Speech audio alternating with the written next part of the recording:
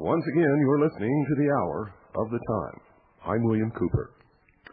We're going to talk about the same subject we've been discussing for the last couple of nights, folks. I know I told you that, and you're going to have to forgive me, my voice is failing, but I think I can get through tonight without any problems.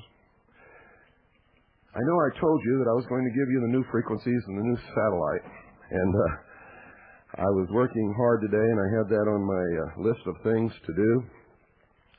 And lo and behold, about 3:30, I looked up and realized that the people I had to call were on the East Coast, and it was already too late. But I did call, and just as I had figured, they had left. So I will, and I promise you this, I will do that tomorrow, and I will give you the new frequencies tomorrow night. But I do know the one, it's 7.315, and you'll be able to hear the Hour of the Time on the East Coast on 7.315, and on a satellite, I believe it's Galaxy 4, channel 15, and I don't know what the frequency is. But I will get that tomorrow, and we'll give it to you tomorrow night. So, don't go away. Got a lot of things to talk about tonight, and of course, we want to hear from you.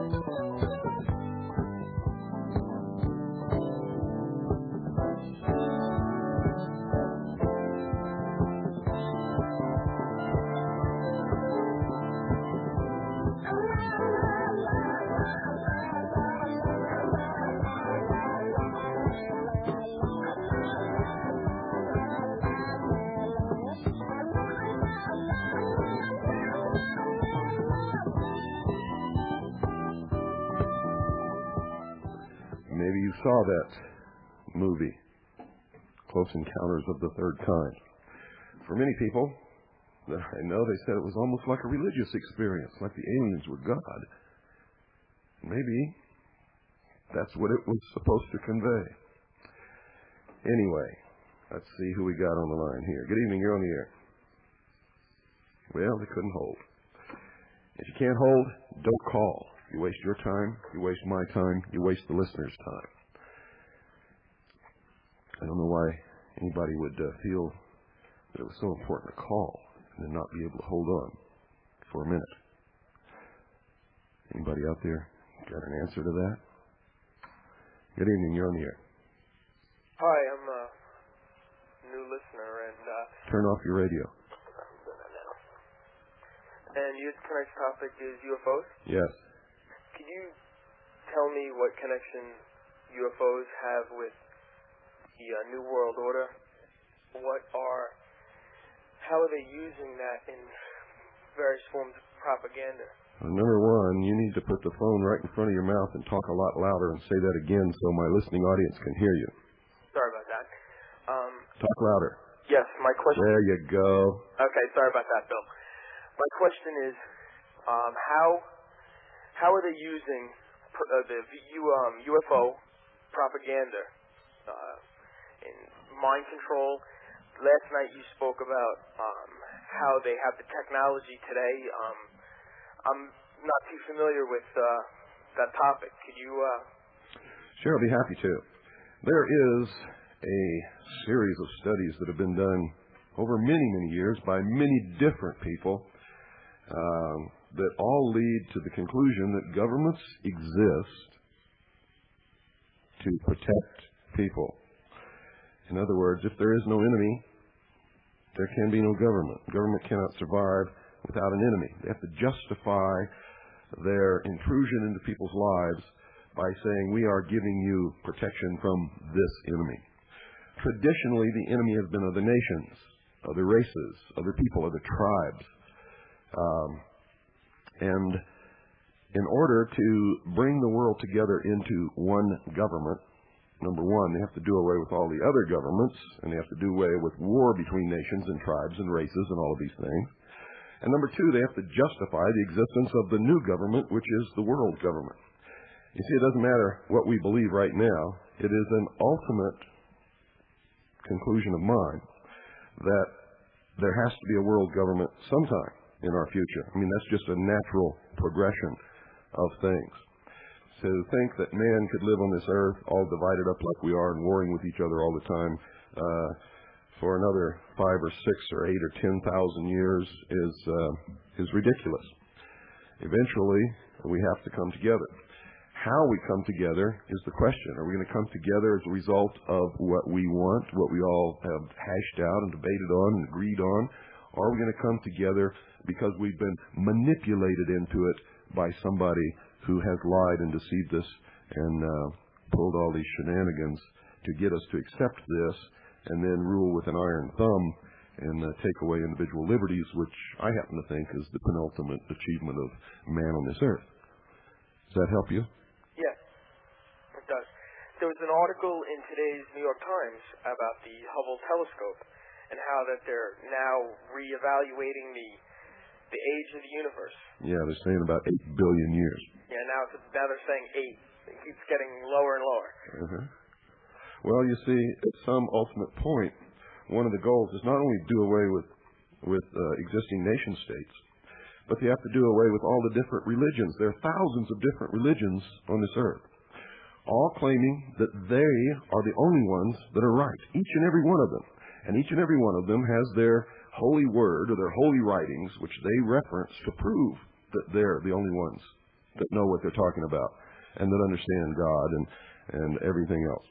And a lot of the wars that have been fought in history and a lot of the problems that we've had have been because of clashes between these different theological viewpoints, regardless of whether it's a caveman that worships a stone sitting out in the middle of the field or the ultimate philosophical theology that emanates from places like the Vatican. And to do this, they have to eventually reach a point where they can say religion and science agrees. So the age of the universe and the age of the earth and the time that man was created and all these things at some point in the future have to come together in a way that everybody can accept it so that they can have one world religion. And that one world religion is going to be secular humanism, wherein man becomes God. Do I make any sense? A little bit. I'm not too familiar with secular humanism, but in some of my college classes I've learned about humanistic, holistic approaches to psychology, and is that along the same line, or? Well, I don't know, because I stay away from psychology simply because it's not a science. It's a scam. It's not based upon science. It's not based upon anything, really. Yeah, well, it's like required classes for... I know, and it's one of the manipulations. You see, psychology throughout the years has been narrowing the area wherein you can be normal. So as they do this, they slowly channel everybody down into this funnel, into this small little end, where if you deviate from that little definition of what is normal, they can then lock you up. Yeah, I never trusted psychologists. Good for you. Good for you. Yeah. Hey, listen, it's been really cool talking with you, Bill. Well, thanks for calling. You had some good questions. Thanks. You're welcome. Okay. I love to talk to people who ask good questions and who are willing to be polite. And I'll even allow people to disagree and argue or anything, as long as they're polite and intelligent about it. I love it, in fact. In fact, some of my friends disagree with me completely on some things. And occasionally we'll sit down and talk for hours, quietly, peacefully, intelligently, and still walk away not having convinced each other of our views. But in the process, we've certainly cemented our friendship. I have gained much more respect for some of these people, and they've gained more respect for me. And we learn an awful lot in the process. Most people think an argument is yelling and screaming at each other. That's not true. And a conversation or a dialogue is a peaceful discussion between two people in which an argument is presenting an opposing point of view without screaming and yelling at each other. Good evening. You're on the air. Yes, Mr. Cooper. Mm-hmm. Yes, I've been listening to your show this week. It's been very interesting. And I've been also looking at some of the previews for the movie, that movie, The Stargate. Mm-hmm. And I found some interesting things. I was in a toy store the other day, and they were like selling the toys for the movie The Stargate, and it was really heavily into Egyptian mythology. Oh yeah. And basically the ruler of this other planet was supposedly Amun-Ra and things like that. But the thing about it is that I noticed that in some of the titles for the advertisements and things like that, there were a lot of French names. Do you have any idea if there's any connection between this and the Templars and maybe this little bit of their working towards this propaganda towards the New World Order? I don't know. I haven't seen the movie yet. I haven't seen any of the titles. I haven't seen anything except the short blurbs they've had on the satellite when I've been watching. Mm-hmm. Yeah, I think, though, going on with what you had asked the other night about some of those different people, that lady Vicky Cooper, not mistaken, I heard her once on Alan Handelman's show, and she was basically saying that from the reports, some of the information that they had gotten, they were saying things like that the human race was seeded on this planet, and it reminded me an awful lot of some of the different things that they've had on different science fiction shows like Star Trek and stuff like that. Sure, they have to do away with God. They have to do away with Jesus. You see, they have to completely do away with the old system to bring in a new system where they have one world government, one world religion. They have to convince people that what they believed in the past has been totally wrong. Yeah. Where on my end, I don't want to do that to people. I want them to be able to believe whatever they want to believe as long as they're not hurting anybody else. I don't care whether it's right or wrong. Yeah. Yeah. The only time I get angry or have to expose something or get into something is when I know that we're being manipulated because of deceptions and intentional lies. Yeah. If you sit down and create a theology on your own and you want to believe that, that's fine. But if your mother takes you to a church, I don't care what church it is, pick a name out of the air. Buddhist temple, I don't care. Mm-hmm. If she takes you there and they lie to you and tell you that they're the only ones that are right, and they cause you to get in some kind of a frenzy and you devote your life to this church and put all your money in their coffers and everything, that's wrong. Yeah. Yes, it's been interesting to hear your show. I mean, these things they talk about, a new world order and things like that, and yet you go back and you see their writings and they say supposedly that they're actually the oldest religion and that their religion is the mother of all religions on the earth. That's right, the mother of harlots. Yeah, that's so true. Yeah, it's been nice talking to you, Mr. Cooper. Thank you for calling. Oh, what's going on, folks? Is there a full moon out there tonight? I'm getting intelligent callers every time I pick up the phone. This is incredible. Good evening. You're on the air. Mr. Cooper, last night I believe you mentioned the Disney studio which had the landscape of the moon, and you also... It wasn't a landscape. It was a full, complete mock-up of the moon, a huge moon inside this sound studio. Okay. Anyway, that and also the Oh, you mentioned the fact that the photographs that we saw of the moon landing were hoax. Whether or not the moon landing was a hoax. Yeah, they may have gone to the moon, but what we were watching on television and what they have shown us as photographs that were supposedly taken on the moon were not taken on the moon. Okay, well that's what I'm getting at. Can you tell me how I may demonstrate that fact to someone else? Well, if you had been here when we had our conference, you would have had approximately 6 hours education into all of those photographs, and it would have been pointed out to you, and technical facts would have been given to you, and you would have been able to see with your own eyes and make a presentation as good or better than I did. Are those conference videotapes or other tapes available of that? No, there were too many things that we did and too many people involved in teaching it. I was going to make the videotapes available, but I just can't because it would put some of my guest speakers and some of the people who were here in danger. Can you give me just any rough idea of the type of evidence that you found, or is it? No, I can't do that over a radio program, over a telephone, without being able to show you the photographs and show you the technical specifications on things like Lunar Orbiter 4 and the optical resolution that it was able to present on a film strip. No, I can't do that.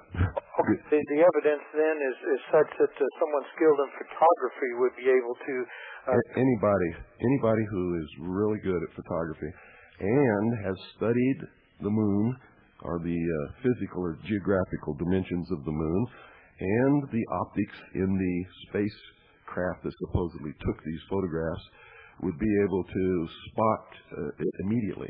I mean, like that. Okay, but it's not a matter of just the background, like star patterns or something like that.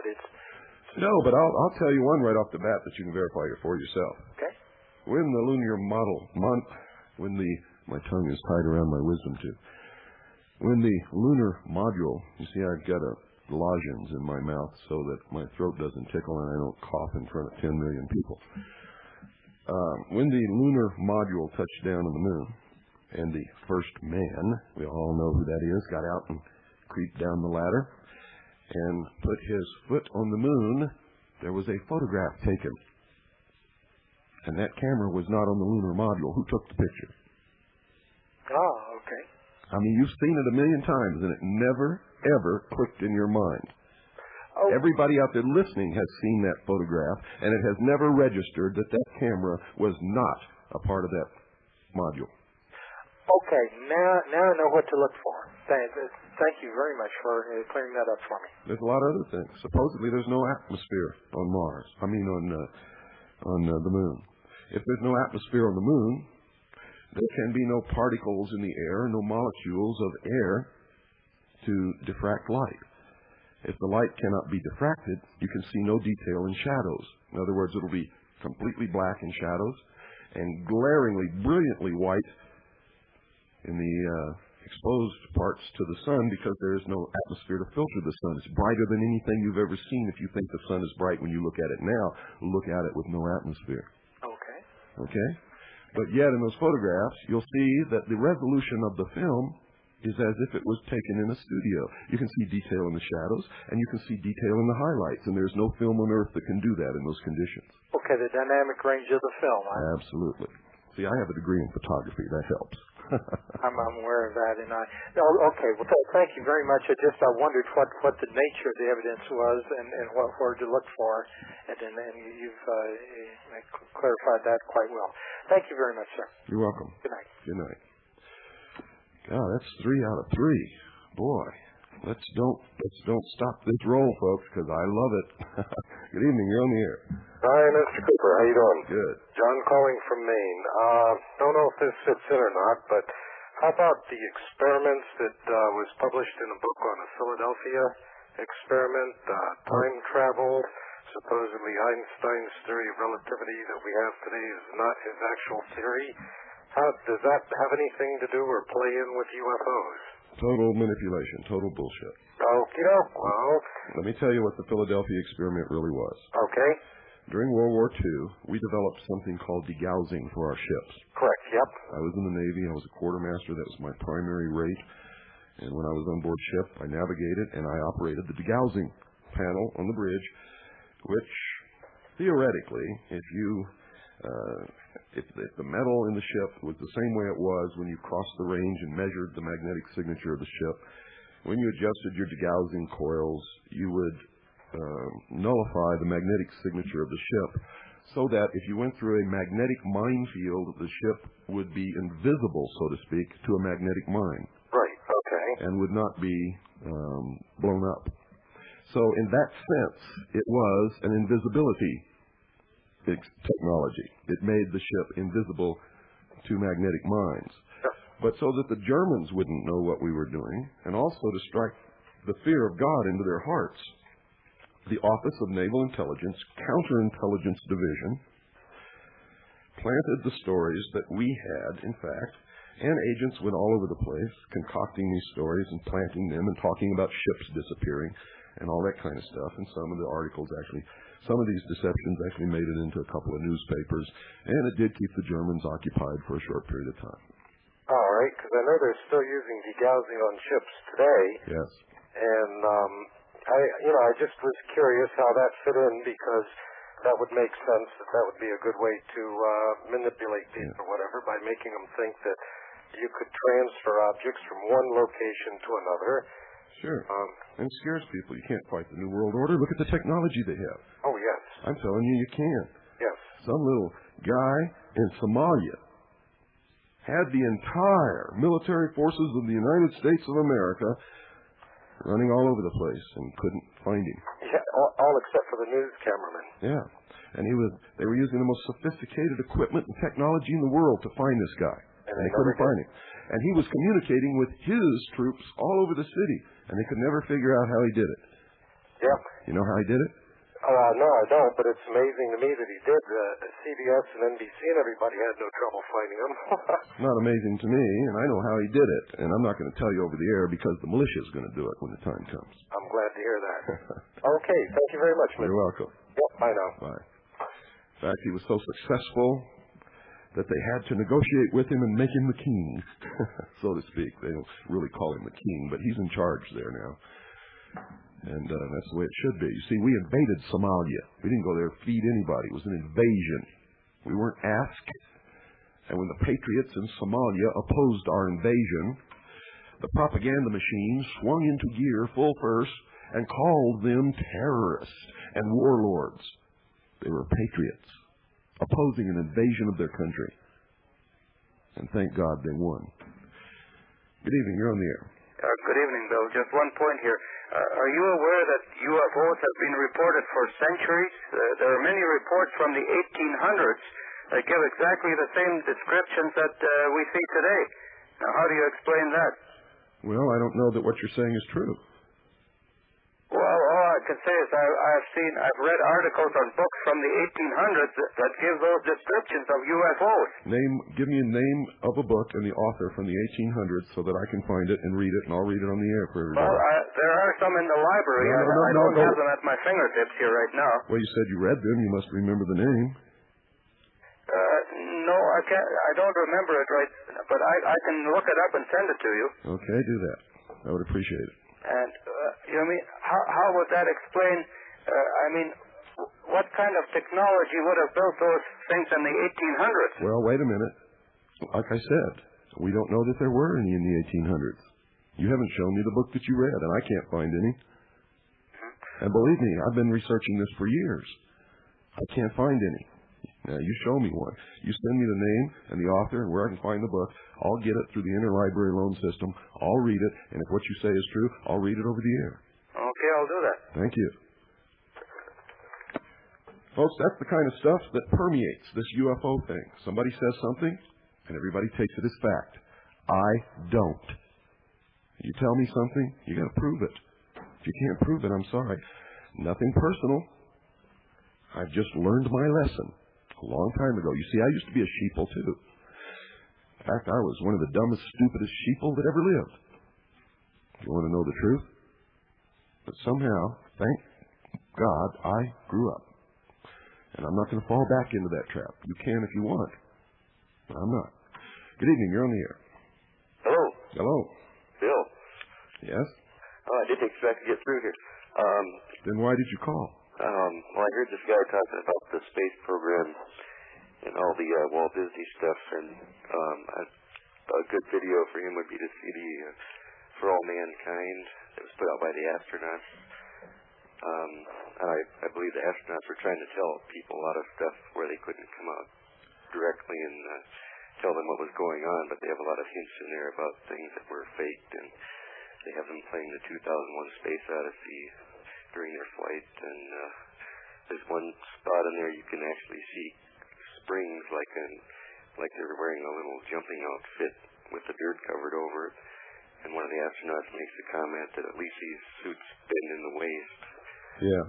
Also, there's one memorable time on the moon when they had the cameras rolling and the whole world was watching, and they planted this flag, and they forgot to put some wire in the flag, and there was a breeze blowing in this hangar where they were filming all of this stuff, and the flag started rippling in the breeze, and there's no atmosphere on the moon. I just was rolling on the floor. I was laughing so hard. It was unbelievable. And you can still see that, by the way. The video is around, and you can get it. I think I have a copy of that somewhere, too. And so you've seen it, too, huh? Yeah. Yeah. In the National Geographic, there's a lot of pictures. There's one that shows the astronauts standing next to the lunar module, and there's shadows coming from two different directions. Yeah, that's because they've got fill lights so that you can see the detail in the shadows, and they can't have the main lights too bright or you'll lose detail in the highlights. The film does not have that kind of latitude, especially back then. They got much better films now, but even films today can't take pictures in that kind of latitude. Yeah, and even you were talking about the Disney studio there too, and they had a show about the astronauts a little while ago, and Buzz Aldrin's wife was talking and said when he first came back that it reminded her of a Disney movie. Well, it was. Okay, thanks for calling. You had some good stuff there. Okay, for new listeners, I forgot to do this. For new listeners, the phone number is 602-337-2524. Any other time, that's our fax number. So if you ever want to send a fax, that's our fax number. When we're on the air, it's the call-in line when we're taking call-ins.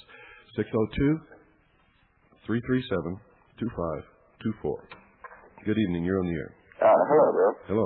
A couple of days ago, I think it was Monday or Tuesday, they had Unsolved Mysteries with Robert Stack. Mm-hmm. And they were doing a big hoop-through about UFOs over Mexico. Mm-hmm. And they had about 6 or 7 different home videos of these things. Mm-hmm. And they looked surprisingly, well, not surprisingly, but they looked almost identical to the picture you had in your book. And I thought I'd just call and tell you that. They might be identical because what's in my book was a real craft flown by real people that used to reside in a hangar at Norton Air Force Base. Mm-hmm. Well, of course, they were fuzzy and they were blown up and all that kind of stuff. But they had the same basic shape and looked like an aircraft of some sort. It didn't have all the flashy lights and all that kind of stuff. But you could tell it was of that shape. Yeah. Well, that's it. Thank you. Okay. 602-337-2524. Here's the number. And remember, if you call and we're right in the middle of a break, which we're going to be in a minute, don't hang up. And if you're going to hang up, don't call. Good evening. You're on the air. Hi, Bill Cooper. Bud from Texas. Hi, Bud. I'm an ex-Navy man myself. Good for you. And I had an experience. I was a photographer. And I was first-class photographer in the mid-50s stationed at Naval Air Special Weapons in New Mexico. Mm-hmm. And we did a lot of TAD work. Of course, you know what that was. Yeah. We'd go to El Centro and China Lake, places like that, do some tests and stuff like that. Yeah, China Lake is an interesting China Lake, right. I find that. Anyway, we took off in an AD-5 one morning, I guess about the middle of the morning, and there was, I think, 5 of us in the detachment. And if you look at Albuquerque, the east-west runway at the Curtin Air Force Base there paralleled Highway 66. We took off to the west and hadn't got airborne too long. We wasn't probably up, maybe 1,000 feet, I don't know. And the seats in this, I'm a little nervous, excuse me, in this 85, it's the passenger version of the old Sky Reader. Well, there's a seat facing aft and a seat facing forward. I'm sitting there facing Jim, this third class, and he's looking down at the ground. He says, "Bird, what's that down there?" And I looked, and I said, "Well, I was an ex-bike racer, and we used to have scrambles out there in the desert in New Mexico. And this was just north of Interstate, not Interstate at that time, it was Highway 66. And there's an object on the ground, looked like the top of a reservoir. And I said, "Well, it looks like the top of a reservoir." But I said, "There's no reservoirs out there." He said, "No, things been moving." And that's what he means. Well, when I first saw it, it was sitting still. It started moving in a straight line for like 100 yards around, the typical disc that they saw back in the 50s. Moved in a straight line parallel in the direction that we were going. This is the middle of the morning, both cold, sober, good visibility. And it went probably up in a straight line like 100 yards. And then it turned to the north towards Santa Fe. And this thing accelerated out of sight in a matter of just a few seconds.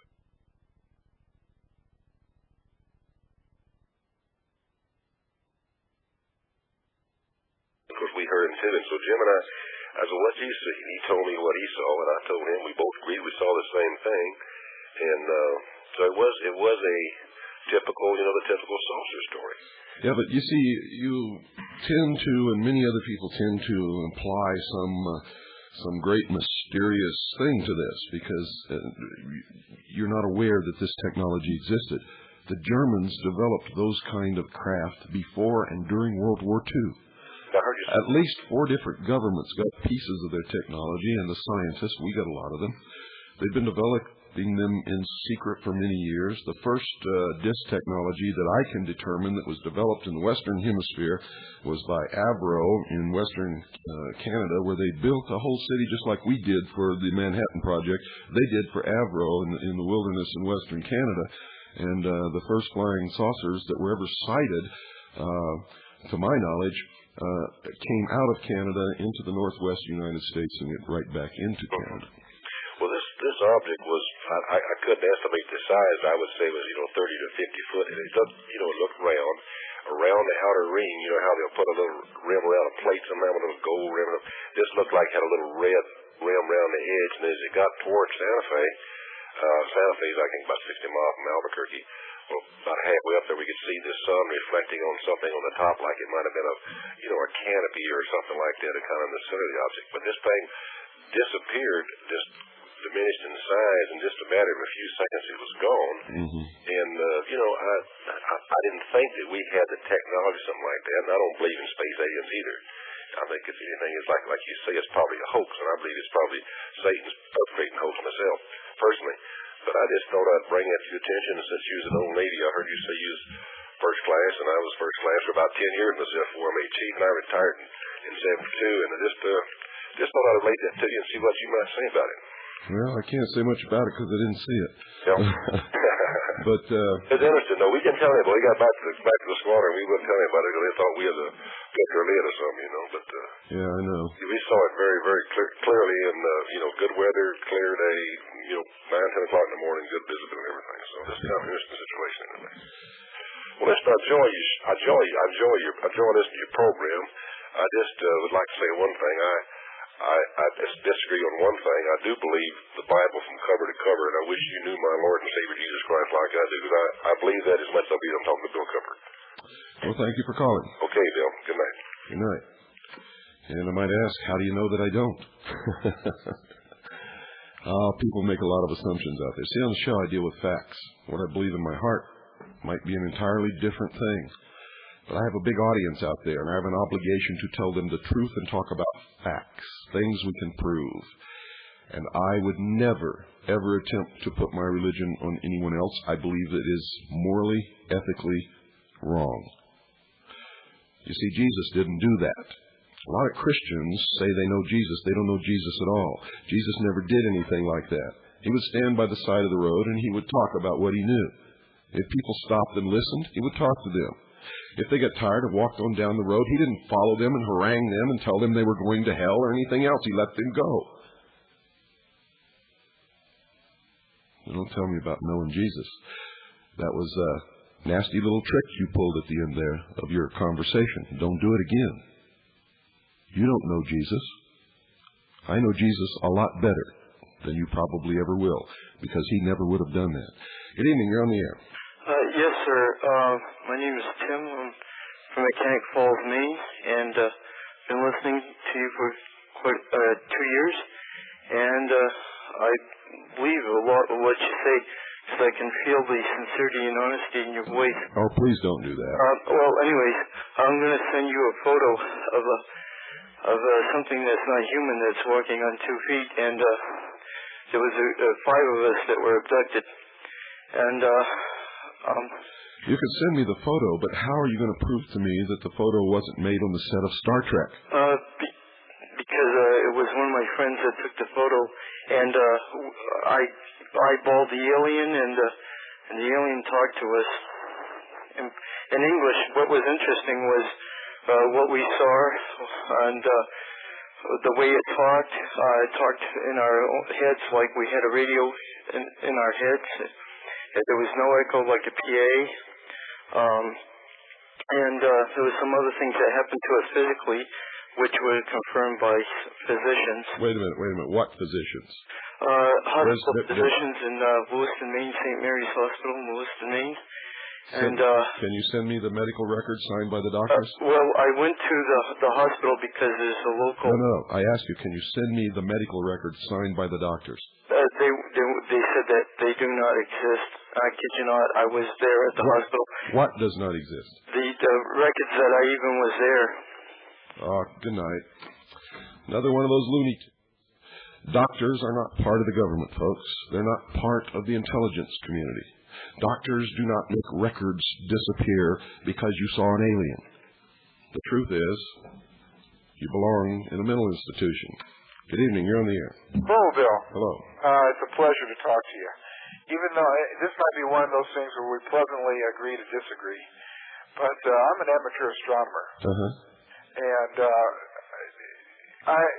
people, the pictures on the moon. People thought at first, before they took any pictures up there, they'd have a real problem because of the lack of atmosphere, lack of suspended particles. But what they found was the reflected light filled in the shadows. Oh, baloney. Don't tell me that. I have a degree in photography. I know what film could do then, and even if it did fill in the shadows somewhat, it could never make up for the discrepancy between the difference in the shadows and the difference of that glaring light straight from the sun without going through any atmosphere. Well, I think they call it the albedo or whatever. The reflectivity of the moon is about the same as an asphalt parking lot. It only reflects so much light that appears to us because of the sun is so bright. And I know what you're talking about, and I know that was something that was a great discussion before. And not a discussion, it's fact. Well, and the camera you were talking about, where was the camera mounted that took the pictures of the first guy on the moon? Yeah, it's not on the ship. It's off on the moon's surface. If you look at... I've looked at all of them. I've looked at them under microscopes. I've blown them up to the pixels. When they start taking the TV, when the picture starts... You're talking about the video. I'm talking about the still photograph taken with a camera on film. Oh, you're not talking about the video when he's coming down the hatchway from the camera on the exterior of the ship. No, but even that. That camera was there and it was folded in. And what you see when they first start rolling and transmitting is the camera is unfolding itself from the side of the ship. It was folded into the side of the left. Well, I think you're stretching things quite a bit. And if you go to the Smithsonian and see the camera. I've already been there. I've already seen the camera. I've measured the angles. I've done all of those things. But specifically the photograph that I'm talking about that everybody has seen, and I said photograph, I did not say video, was taken with a camera on the lunar surface looking directly at the ladder. It was not a part of the craft. The craft wasn't even big enough. That was a handheld. They're following the Hasselblad. It's a straight down shot, right? No, it wasn't a down shot. It was a shot at the man coming down the ladder. The camera was on the moon's surface. Well, I'd have to see that one. There's a whole bunch of things. There's one where one of the astronauts supposedly has this aura around him. Have you seen that? I think I know what you're talking about. Isn't that a light bloom off of his white uniform? No. You know what it is? Huh? You know what it is? What? That's where they tried to airbrush out the background and didn't quite get it all done before somebody snatched the photograph and put it in the files. You know, I have as much fun with these kind of things as the next guy, but there are too many astronomy. Hey, have you ever seen somebody walking around glowing? Have I ever seen it? Yeah. No. You ever seen an aura? No, I haven't. I'm not. I've never seen an aura. Have you examined that photograph under microscopy? I guess I've seen what they call Krillian photography, and I don't know how accurate that is, but... Well, this wasn't taken by Krillian photography. It was supposedly taken by Hasselblad with Kodachrome film. Yeah, I just know that there's so... See, they left reflectors. I can also show you a hospital on the moon that's about 18 miles high, about 46 miles wide, and about 46 miles deep. Okay, now... I can show you a series of barracks on the moon that had to belong to Cyclops. I have a telescope that would be able to capture that.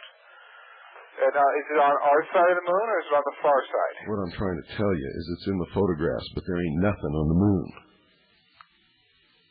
Well, is it there or not there in here? It's not there. So it's just a photograph somebody doctored. That's exactly right. You ever see the picture of the beast? All of those photographs, let me take that back. Not all of the photographs, but a lot of the photographs that come from NASA have been doctored to make people believe that there are alien artifacts on the moon, including obelisks. Oh, well, certainly the amateur astronomy people don't believe that. They don't believe there's... I haven't met any... That's not the point. You're arguing the wrong point. Why is NASA giving the public fake photographs, you dummy? I don't know. Frankly, since I haven't seen any of them... Then why don't you go look at them before you make this big mistake you're making right here? Well... If you'd have come to this convention, I would have shown them to you. We spent about 6 hours looking at them. From NASA. Official NASA photographs. They didn't come out of my closet. Like I say, I haven't seen them. What books? Then why are you defending this position? Well, I'm not so much defending it as an amateur astronomer. Astronomer has nothing to do with photography. Well, now tell me something about what you've learned by being an amateur astronomer. What have I learned? Yes, about what's out there. Anything? Sure, great. What? I've learned about the asteroids. We have asteroids out there, believe it or not, that actually have orbiting moons. Well, that's easy. Pretty big. That's easy to believe. It shows the effects of microgravity. I've done my studies on... part of my studies has been on Mars. I've used some of the Viking... I'm working on the water concentrations on Mars and what appears to be erosion. That's some of the stuff that I'm working on, and it used to be almost unbelievable years ago, and now people are beginning to accept it. That there was flowing water or a flowing liquid on the surface of Mars. If the photographs that you're looking at are really photographs of Mars. Well, if they're not, and they're really good, fakes, because what I'm looking at is not. Did you see Star Trek? Yeah, I've seen Star Trek. Boy, they had some good photographs of other worlds in there, didn't they? Tell us they're all fakes. I'm talking... How do you know they were fake? How do I know they're fakes? Yeah. Because they're none of our 9 planets, and we don't have that good of photographs of anything else. So you admit they were good photographs, right? Well, they're not photographs on Star Trek. They're computer-generated... But they were really good, weren't they? Oh, they're almost too good, sure. Yeah. I ask you again, how do you know those photographs came from Mars? Well, for one thing... Because NASA told you, right? No, for Earth's observations, you can see the dark and the light patches on Mars. Well, that doesn't mean those photographs came from Mars. They do when they come out of when they come out of my camera, they do. When they come off my telescope, I know No, I'm talking about the photographs that NASA puts out that says are of Mars, And what particularly I'm telling you is, one with a face in it. well, that, I don't know that NASA is so much putting that out as, have you ever seen? Then who's doctoring the photographs? They come from NASA, don't they? You can get a face on the Earth that size. Sorry, bud, you're so lost in the sheeple factory you can't even see the nose on your face. Unbelievable. I hate to cut you off like that, but you're lost. You've got your head buried in the sand. You have an argument, but you won't listen to another argument, and your argument is based upon absolute ignorance. Grant you can get a telescope. I can get a telescope. I can get a big telescope if I have enough money. But I could never see in that telescope on Mars what NASA is telling us to believe is up there. And neither can you. Good evening. You're on the air. Excuse me. Good evening, Bill. Good evening. I've been hearing your conversations about space in general. I'm a little nervous. I'm nervous. The worst that can happen is if you just don't demonstrate a certain level of intelligence, I'll just hang up, and that doesn't hurt. Yes, I've been noticing that all night.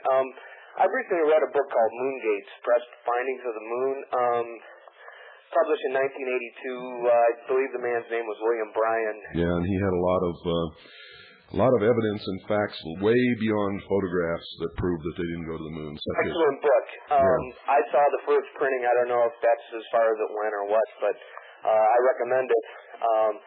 And I was just wondering what your feelings were on that book, and I guess you already told me. So. Oh yeah, he had some fantastic facts. What about the neutral point? Yeah, he had some hard physics facts, such as the payload, the weight of the rocket, the amount of fuel that it carried.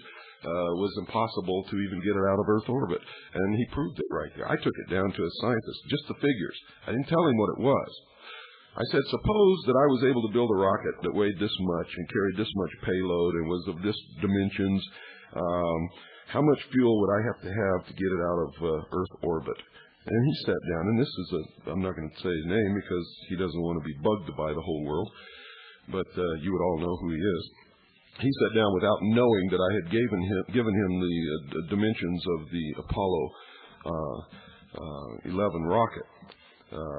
He sat down and figured it out and gave me a figure for fuel that was way more than the rocket could even carry. In fact, he told me, he says, you couldn't get this rocket out of Earth's orbit. Really? Well, like what was all the fuel for that lunar module? That's intriguing just in its own right. If there is really an atmosphere and the 64% gravity of Earth as opposed to the 1/6 gravity that we've been led to believe, right? It's astounding. I can't say much more. Thank you. You're welcome.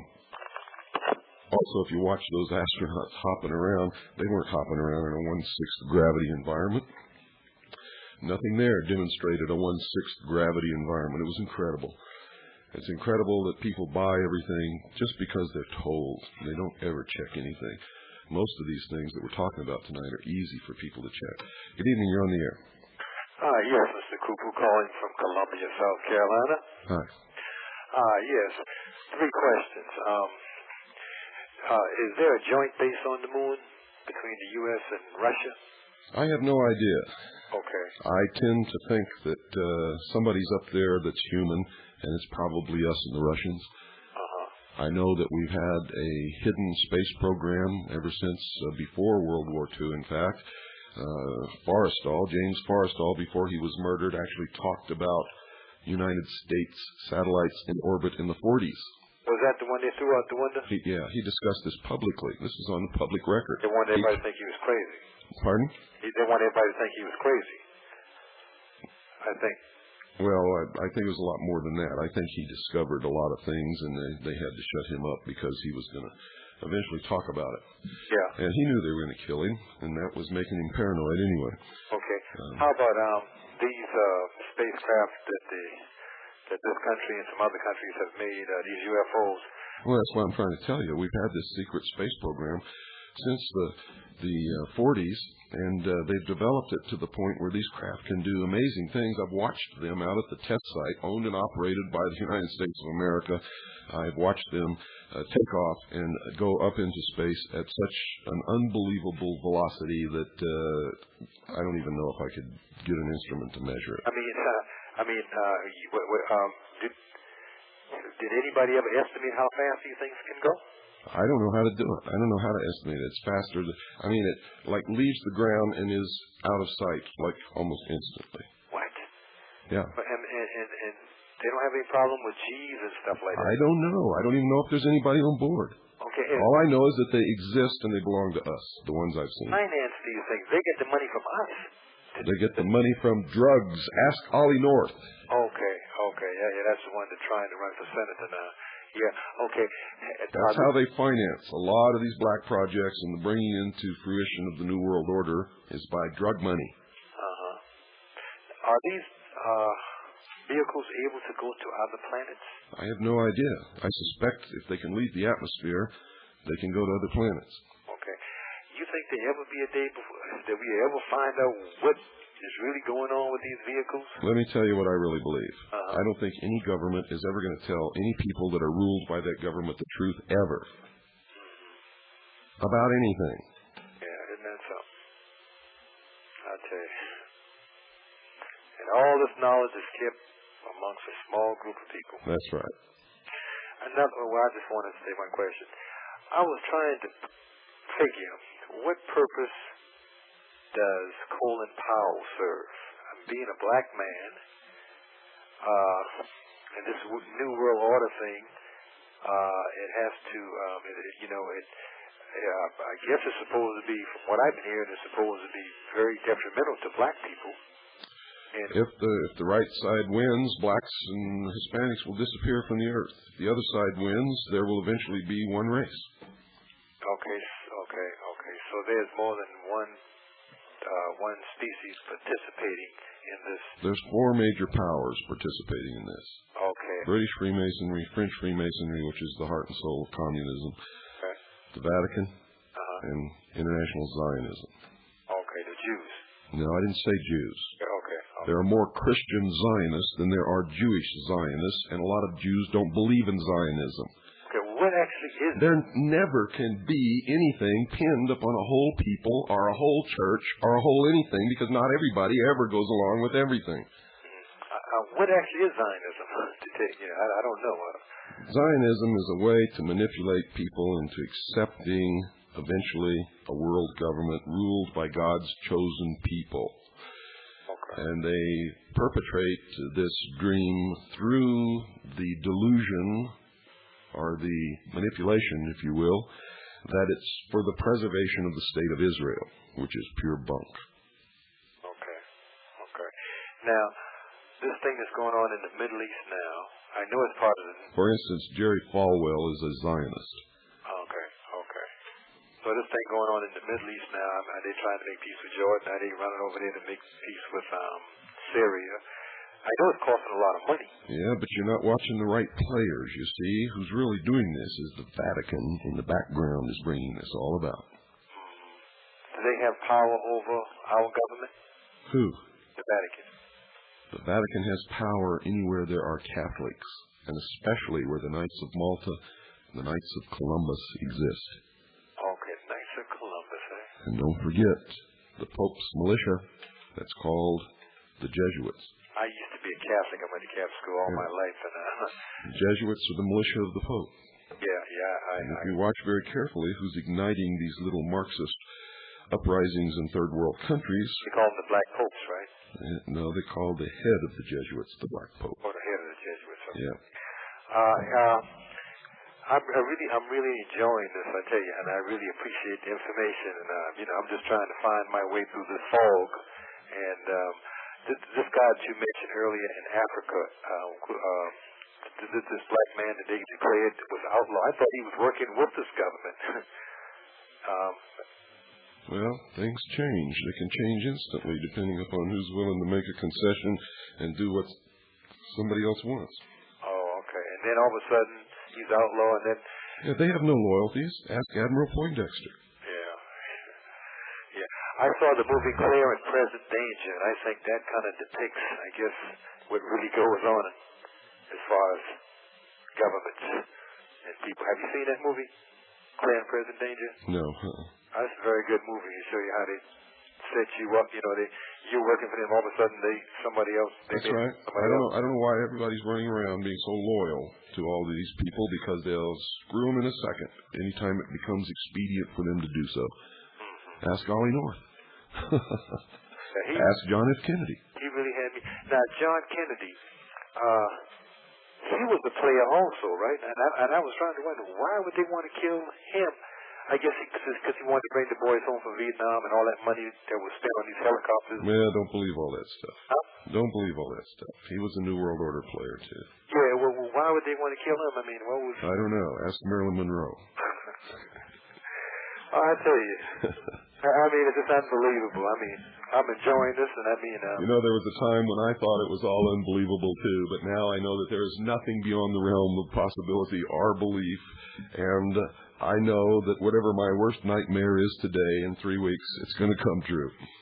And that's something. Yeah. And, you know, all these movies that I see in the movies, I know that they have a particular a meaning to it. And I follow. It's the greatest propaganda machine that's ever existed upon the face of this earth. Television and movies working together have ensured that the sheeple will never have a brain. Okay. One last thing. I noticed that these black people are killing one another, and it's just unbelievable. It seemed like somebody's talked them in to do it, and they're sheeple like everybody else, and they've fallen right into the trap. But you know the thing that I've been noticing, and I might be crazy, but I noticed these darn big radio towers going up around different places. It's like a three-prong. They're going up all over the country, and some date in the future they will flick a switch. Go ahead. And ELF waves will go out amongst the population and strike everybody absolutely dumbstruck. God dang. And they tell you about it for cellular phones. But I know. Well, they say it's for cellular phones. They also are erecting some towers that they're claiming that they're for communicating with submarines in the oceans, but the towers in like Kansas, you know. But I noticed that they're near the highways. I've been through Georgia. I've been through South Carolina. I've been through... Now, some of these towers, I got to tell you, are really for cellular phones. Yeah, but I'm saying they have other applications also. They do, and some of them we've already identified and confirmed have ELF radiating equipment on them. Frequency, right? Yeah, it's extra low frequency, and it can be used to control the mood of a population. So they can control people... No, only the mood. They can inflict moods with ELF. Oh, moods, okay. So in other words, on voting day, they can make everybody feel so depressed they don't go vote. Okay, so they can't make you just go out there and kill somebody, like kill. Not with ELF, no. Okay. They can make you depressed to the point where if you were already depressed to start with, you might kill yourself. Oh, okay. I've been having my own ideas, and You know what? We've been talking. It's been so interesting. Time's up. I got to let you go. I'm sorry, but hey, I enjoyed it, and I'm... It's okay. Time's up. I got to let you go. Good night. Bye-bye. Good night, everybody, and God bless you all.